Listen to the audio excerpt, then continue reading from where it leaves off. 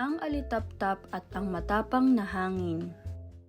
Noong unang panahon, sa isang malawak na kagubatan, may isang alitaptap na maligaya at kontento sa kanyang buhay.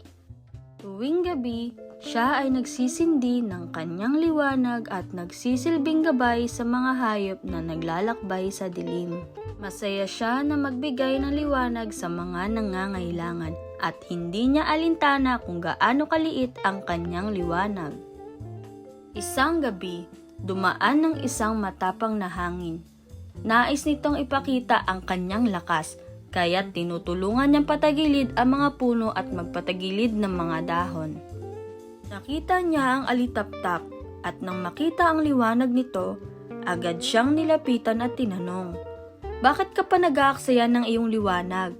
Ako ay may kakayahan tanggalin ng iyong ilaw at alisin ang dilim nang hindi ka man lang makikita. Kung ako ang iyong kalaban, wala kang laban." Ngunit hindi nagpadala ang alitaptap at sumagot, "Hanggang may buhay ako, magbibigay ako ng liwanag.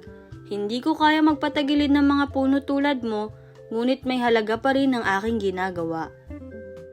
Pinagtawanan siya ng hangin at pinilit pabagsakin ang liwanag ng alitaptap.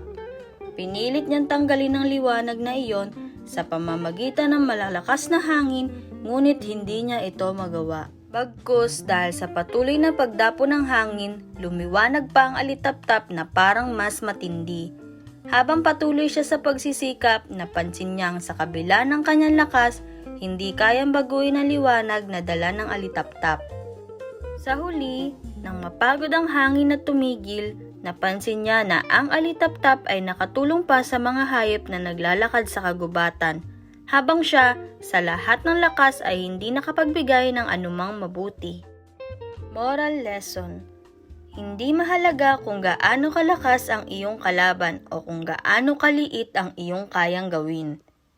Ang bawat maliit na bagay, basta't tapat at may malasakit, ay may halaga at maaaring magbigay ng liwanag sa madilim na daan.